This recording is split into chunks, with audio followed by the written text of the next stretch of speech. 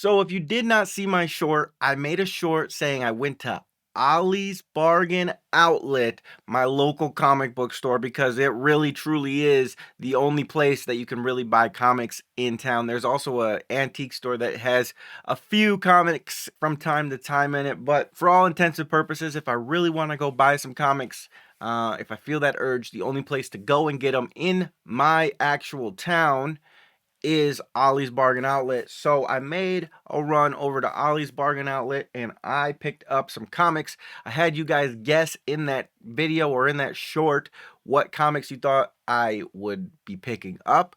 And I saw everything from Aquaman, Batman, and to maybe Wonder Woman. And then another person guessed Aquaman as well.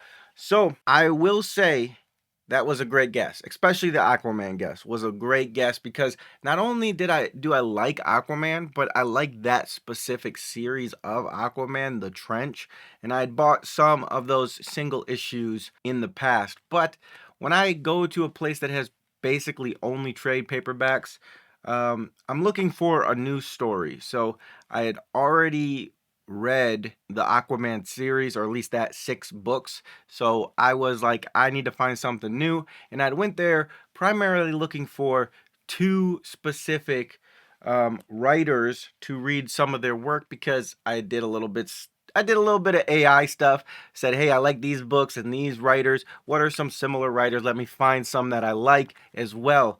And the first person they came back with was Greg Rucka. So I ended up picking Wonder Woman. So shout out to Jay who guessed that I picked up a Wonder Woman book. You were right, picked up a Wonder Woman book for $3.99. It's a pretty good price for a trade paperback.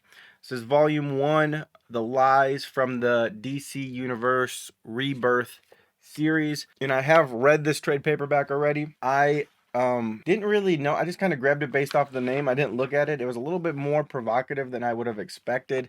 There was a little bit more graphic scenes in it. Not that there was no like nothing crazy, but it was a little bit more provocative than I was expecting.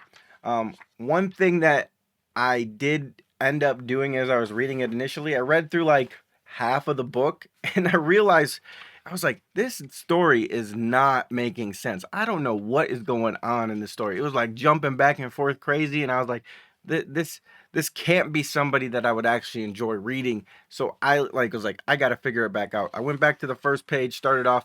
Turns out I was skipping pages. Some of the pages were sticking together, and I just needed to make sure I was only moving one page at a time, and then the story made a lot more sense. I will say though, for this being a volume 1, I feel like it really is not a volume 1. You need to know a little bit more about the backstory going into this than I would expect for a volume 1 of any series.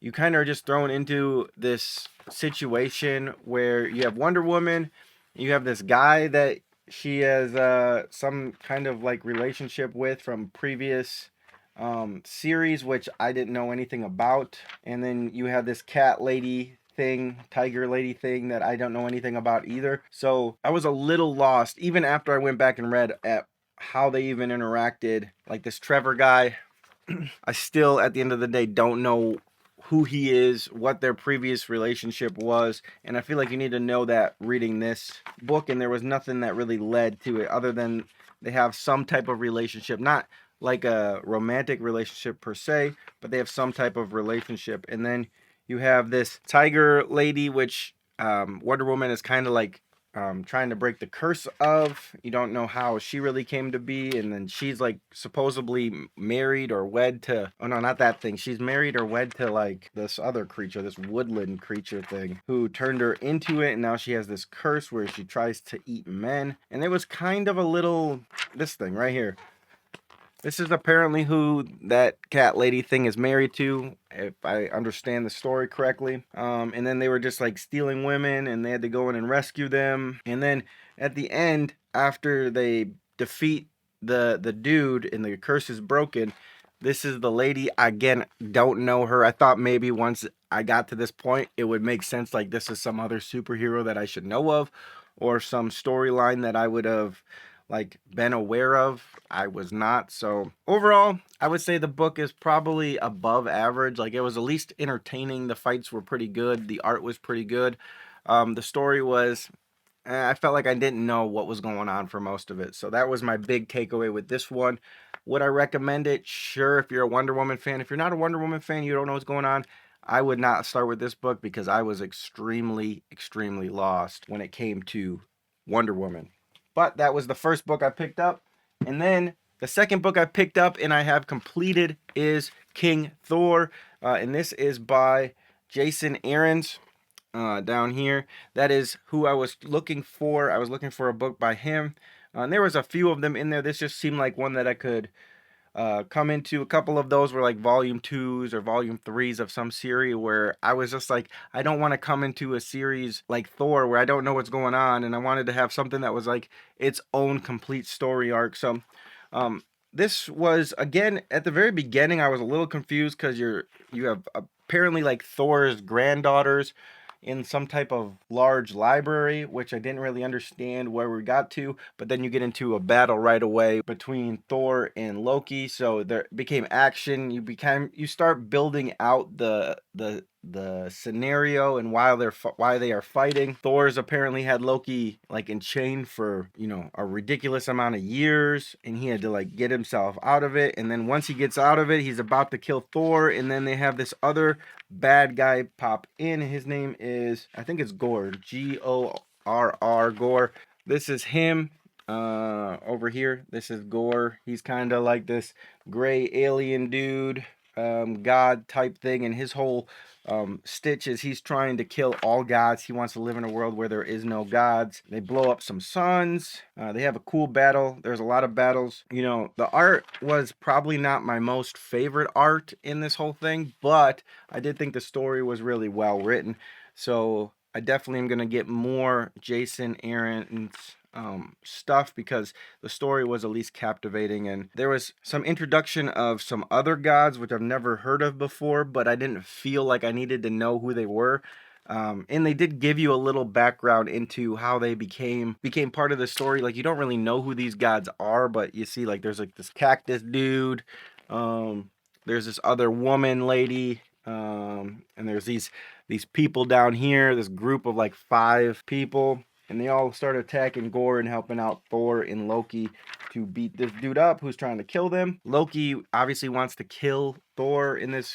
It's like the main thing, but he wants to be the one to do it. He doesn't want Gore to do it because that takes like the whole thing that he's been mad about for eons. That takes everything away if he's not the one that gets to kill him. So he has to help out Thor in beating up this other god, which made for a really interesting story.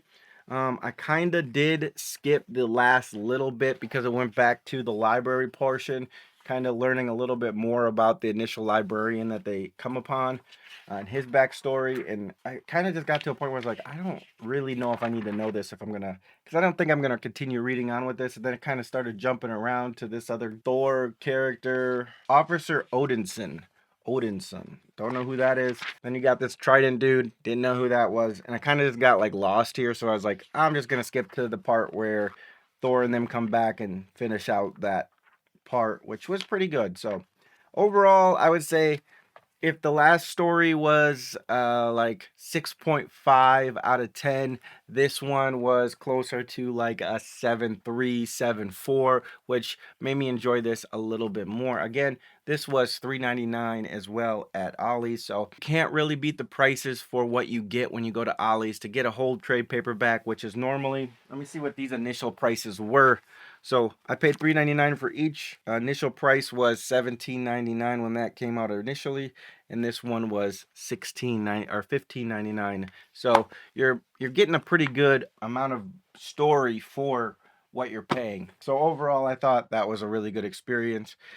They had a ton more books than I was expecting. I'd actually been there once before, so I knew they had a pretty good section. But that time when I went, they were completely restocked. So that was exciting as well. Out of the two writers, I will say I'm probably gonna go down the Jason Aaron's pathway first, see if there's any stories down that way that, you know, stick with me. I don't know if I'm gonna stick in Thor, because Thor is just not a superhero that I really connect with. Like, it's too big, it's too space, it's too vast of a universe, and you know, it's too much to know, and it just doesn't intrigue me to that level, and there's not really any good starting point that I can think of right now. Doesn't say never, but as of right now, it's not where I'm heading going forward. But those books were both pretty good. Like I said, 6.5, 6.8 type of way for the Wonder Woman, and a 7.3, 7.45 ish range for